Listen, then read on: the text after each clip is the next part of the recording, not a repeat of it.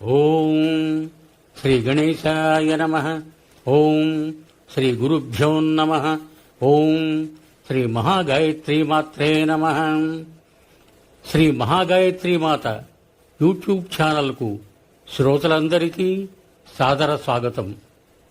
ఆహ్వానించువారు కాశీవజ్ర సుబ్రహ్మణ్య శర్మ, నిడదవోలు. మానసాదేవి చరిత్ర ప్రథమ భాగము. పూర్వం ఒకప్పుడు భూలోకంలో మానవులంతా సర్పభయాక్రాంతులయ్యారు. మహామునీశ్వరుడు కశ్యపుడిని శరణు వేడారు. ఆయన తన తండ్రి బ్రహ్మదేవుడి సహాయంతో వేదాల నుంచి బీజాక్షరాలను ఏరి మంత్రాలు సృష్టించాడు. వాటికి అధిష్టాన దేవతగా చతుర్ముఖుడు మానసాదేవిని సృష్టించాడు.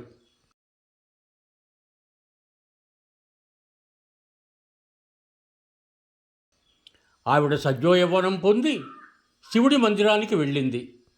భక్తితో పూజించి శంకరుణ్ణి స్తుతించింది. 1000 దివ్య సంవత్సరాలు సేవలు చేసింది. శివుడు అసలే బోళాశంకరుడు కదా. మానసకు మహాజ్ఞానం ఉపదేశించి సామవేదం అభ్యసింపజేశాడు. లక్ష్మీ, మాయా, కామబీజాక్షరాలతో కృష్ణాయ స్వాహ అనే మంత్రరాజ్యాన్ని ఉపదేశించాడు. పూజ పునశ్చర్యాదుల్ని చెప్పాడు.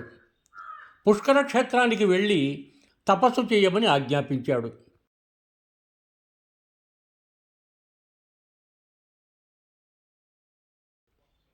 మానసాదేవి 3 యుగాలు నిష్ఠగా తపస్సు చేసింది.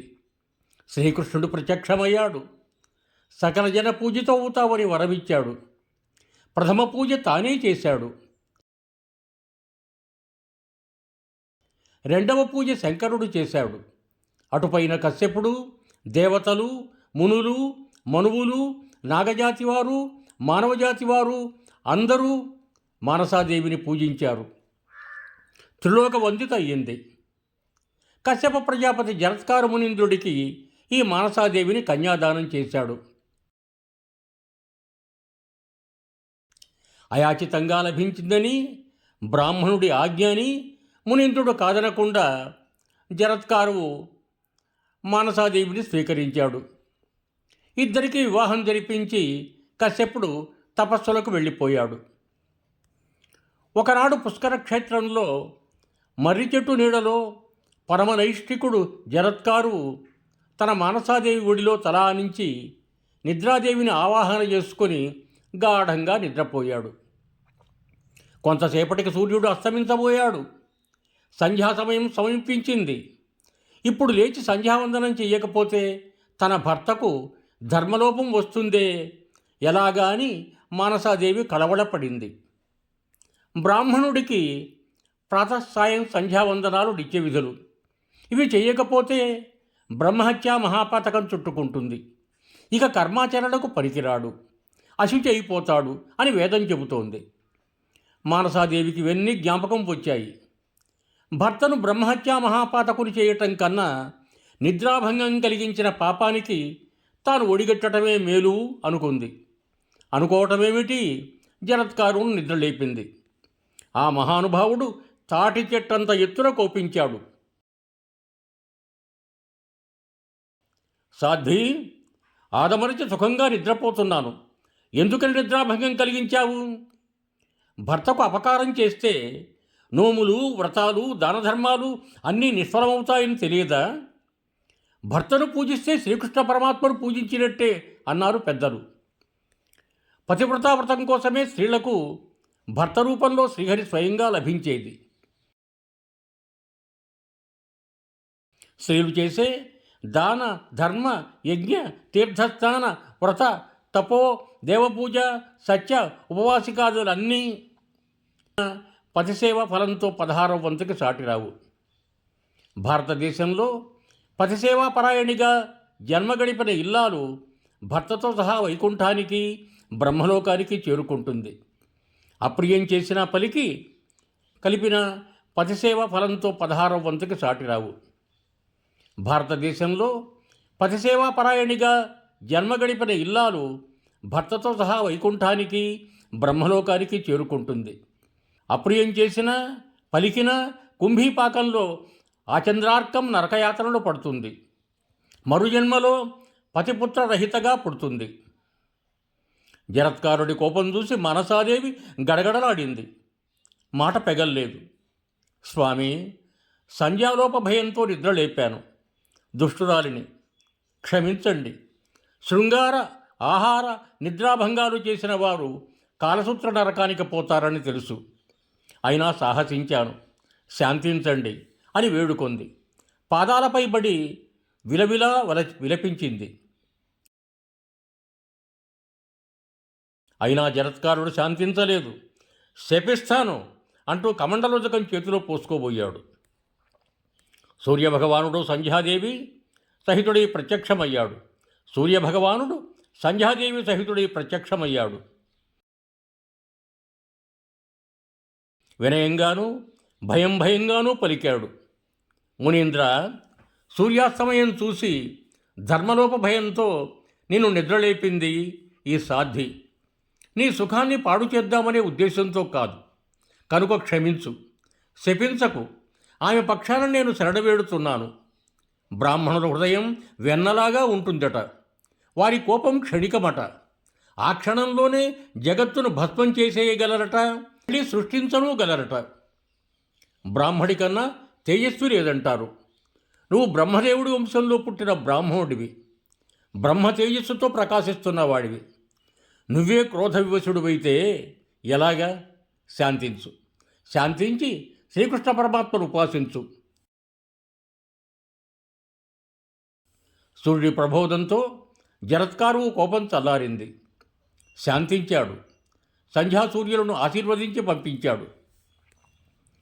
మానస, శపిస్తానన్నాను కదా. శపించలేను, ప్రతిజ్ఞాభంగము చేసుకోలేను. కనుక నిన్ను పరిత్యజిస్తున్నాను. ఈ క్షణం నుంచి నీకు నాకు ఏ సంబంధం లేదు. వెళ్ళిపో అన్నాడు. మానసాదేవికి నెత్తి మీద పిడుగుపడినంత పని అయింది. ఏమి చెయ్యటానికి తోచలేదు. వెంటనే తన గురువు శంకరుడిని, తన దేవుడు శ్రీహరిని, తన తండ్రి కశ్యపుడిని, సృష్టికర్తను స్మరించింది. వెంటనే ముగ్గురు ప్రత్యక్షమయ్యారు. జరత్కారుడు ఆశ్చర్యపోయాడు. అందరినీ స్తుతించి పాదాభివందనాలు చేశాడు. ఒక్కసారిగా అందరూ ఇలా అనుగ్రహించారు.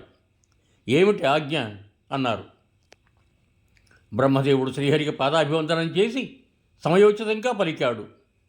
యోగీంద్ర, మానసాదేవి పతివ్రత, నీ ధర్మపత్ని. ఈవిడకు పుత్రభిక్ష పెట్టకుండా పరిత్యజించడం ధర్మమేనా? అన్నీ తెలిసిన వాడవు.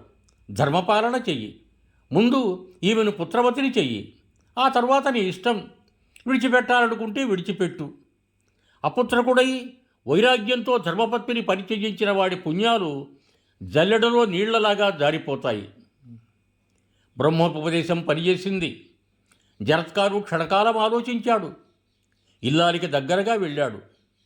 మంత్రపూర్వకంగా నాభి సంస్పర్శనం చేశాడు.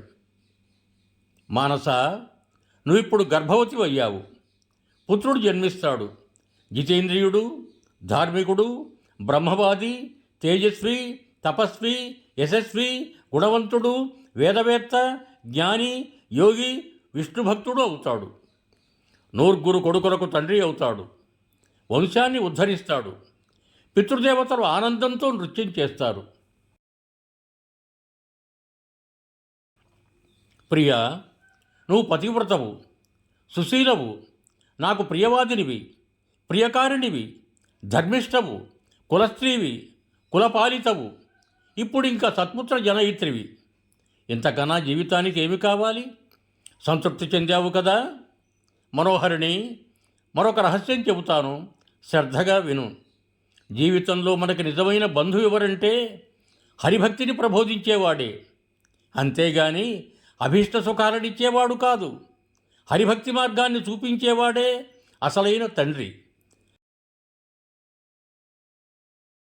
గర్భవాస విమోచన కలిగించేదే అసలైన తల్లి. యమభీతిని తొలగించే దయామయ్యే అసలైన సోదరి.